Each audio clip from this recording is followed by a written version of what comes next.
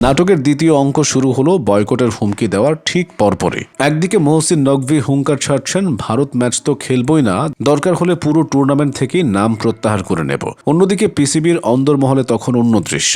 গোপনে ল্যাপটপ খুলে কেউ একজন ট্রাভেল এজেন্সির সাইটে ব্রাউজ করছেন। সার্চ বক্সে লেখা Lahore to Colombo cheapest flight. হ্যাঁ, ঠিকই শুনেছেন, যে মুখে তারা বয়কটের বুলি আওড়াচ্ছেন সেই হাতেই তারা কলম্বোর টিকিট কনফার্ম করছেন। ব্যাপারটা অনেকটা ডায়েট করা মানুষের মতো। সবার সামনে বলছেন আমি চিনি খাই না, আর পকেটে লুকিয়ে রেখেছেন চকলেট বারের প্যাকেট। খবর উঠে গেল পাকিস্তান দল নাকি 2 ফেব্রুয়ারি টি-20 বিশ্বকাপ খেলতে উড়াল দেবে, তাও আবার একা নয়, অস্ট্রেলিয়ার সাথে একই প্লেনে। ভাবুন তো দৃশ্যটা, একই ফ্লাইটে 2 দল। অস্ট্রেলিয়ান প্লেয়াররা হয়তো পিসিবি কর্তাদের জিজ্ঞেস করছে, কি ম্যাচ, শুনলাম তোমরা নাকি বয়কট করছো। তখন পিসিবি কর্তারা হয়তো লাজুক হেসে উত্তর দিচ্ছেন, আরে না ভাই, ওসব তো মিডিয়ার জন্য বলা। আসলে কলম্বোর আবহাওয়াটা এই সময় খুব ভালো থাকে, তাই ভাবলাম একটু ঘুরে আসি, সাথে জার্সি ব্যাটও নিয়েছি, যদি কেউ জোর করে খেলতে নামিয়ে দেয় আর কি। এদিকে আইসিসিও কম যায় না, তারা যেন পিসিবির এই পুরনো নাটক মুখস্থ করে রেখেছে। পাকিস্তান যখন বলল আমরা খেলবো না, আইসিসি তখন শান্ত গলায় উত্তর দিল, ও আচ্ছা খেলবে না, ঠিক আছে, কোনো সমস্যা নেই, তোমাদের জায়গায় বাংলাদেশকে নিয়ে নেব,